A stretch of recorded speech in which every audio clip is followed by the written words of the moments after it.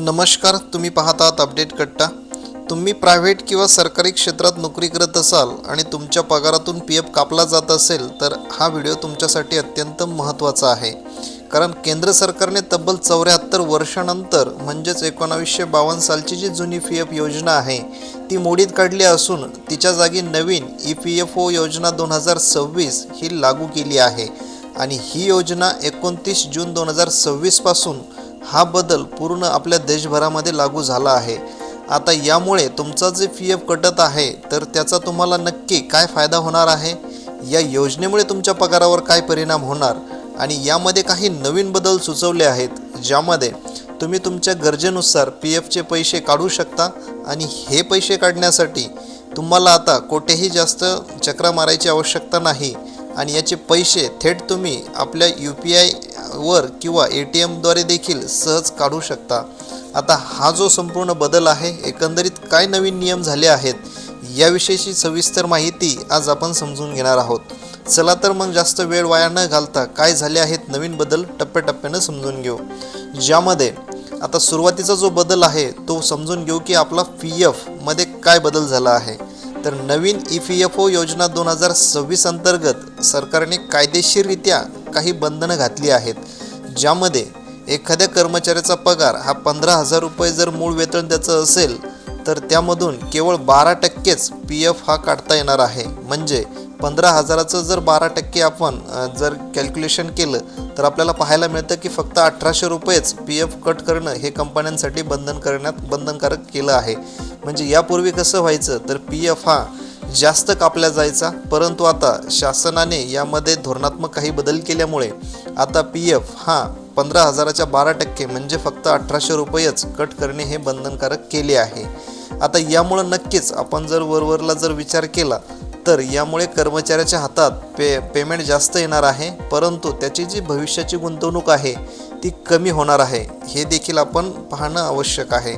आणि यामध्ये एक महत्त्वाचा बदल असा आहे की तुमचा पगार जर जास्त असेल तर तुम्ही जास्तीचे पैसे म्हणजे पूर्वीसारखेच तुम्ही जर जास्त पैसे तुम्हाला PF अकाउंटमध्ये द्यायचे असतील तर त्याबद्दल तुम्हाला ऐच्छिक बाब ती ठेवण्यात आली आहे। त्यामुळे तसं तुम्ही एक लेखी फॉर्म भरून देखील तुमच्या आस्थापनेकडे किंवा कंपनीकडे सांगू शकता।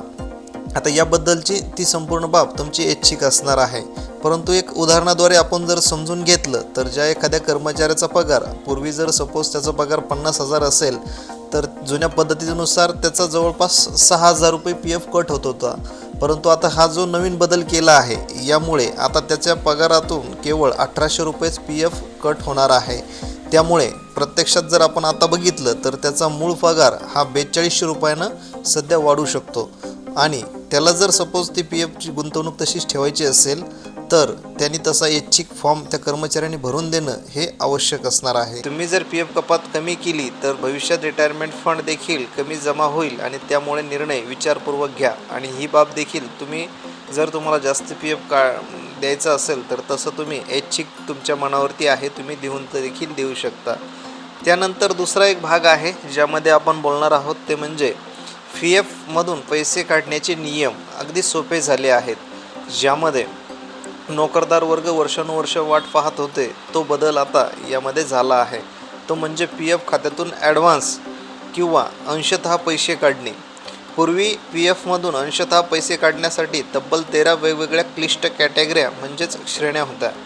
आता घर दुरुस्तीसाठी वेगळा फॉर्म, त्यानंतर आजारपणासाठी वेगळा फॉर्म, लग्नासाठी वेगळा, यामुळे सामान्य माणूस गोंधळून जायचा। आणि नवीन EPF योजना 2026 मध्ये या 13 कॅटेगरीत मोडीत काढून नवीन 3 प्रमुख प्रवर्ग यामध्ये करण्यात आले आहे।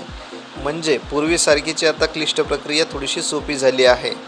पहिल्या श्रेणीमध्ये अत्यावश्यक वैद्यकीय गरजा आहेत, ज्यामध्ये स्वतःचे कुटुंब, त्यानंतर स्वतःचे आजारपण असेल किंवा कुटुंबाचे आजारपण, स्वतःच्या मुलामुलीचे उच्च शिक्षण आणि लग्नकार्य याचा समावेश येतो। त्यानंतर दुसरा श्रेणी करण्यात आली आहे ज्यामध्ये गृहनिर्माण गरजा, यामध्ये नवीन घर खरेदी, प्लॉट खरेदी करणं, घराचे बांधकाम किंवा जुन्या होम लोनचे परतफेड करणं, तसेच घराचे नूतनीकरण करणं या गोष्टी यामध्ये घेण्यात आल्या आहेत। आणि तिसरी श्रेणी म्हणजे विशेष परिस्थिती आणि इतर कोणत्याही अनपेक्षित आणीबाणीच्या किंवा विशेष प्रसंगासाठी या श्रेणीतून पैसे काढता येणार आहे। आता यासाठी एक महत्त्वाचा नियम असा आहे की जर तुम्हाला आजारपण किंवा शिक्षणासाठी पैसे काढायचे असतील तर तुमचे PFचे एकूण 12 महिन्याचे सदस्यत्व पूर्ण असणे आवश्यक आहे. म्हणजे 12 महिने तुमचे झालेले असावे. यानंतरच तुम्ही पात्र रकमेपैकी 100% रक्कम तुमच्या PF जी रक्कम आहे ती काढू शकता.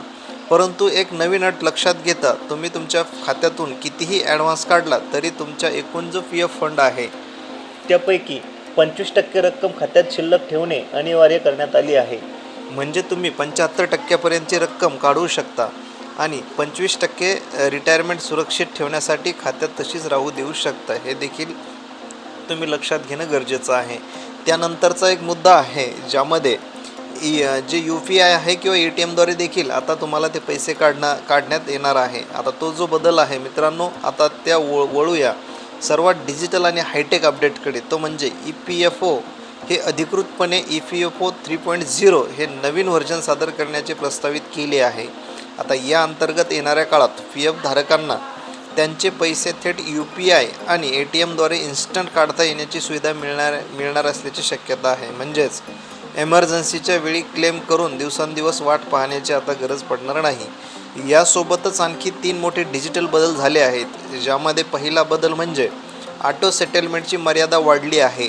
पूर्वी कोणत्याही मानवी हस्तक्षेपाशिवाय कम्प्युटरद्वारे ऑटो सेटलमेंटचा जो क्लेम आहे तो करण्यासाठी मर्यादा फक्त 1 लाख रुपयाची होती. आता नवीन नियमानुसार ही ऑटो सेटलमेंटची मर्यादा वाढून थेट 5 लाख रुपयापर्यंत करण्यात आली आहे. यामुळे तुमचे क्लेम अवघ्या काही तासात मंजूर होऊन पैसे बँक खात्यात जमा होतील. आणि दुसरा बदल म्हणजे आधार बेस्ड फेस ऑथेंटिकेशन. जर तुम्हाला PFची KYC करायची असेल किंवा क्लेम सबमिट करायचा असेल तर आता OTPच्या कटकटीशिवाय थेट तुमच्या चेहऱ्याचे फेस स्कॅनिंग आणि फेस ऑथेंटिकेशन करून काम पूर्ण करता येईल. यामुळे फ्रॉड रोखण्यास मदत होईल. आणि तिसरा सर्वात मोठा दिलासा म्हणजे काही प्रकारच्या क्लेमसाठी आता कंपनीच्या मंजुरीची किंवा सहीची गरज भासणार नाही.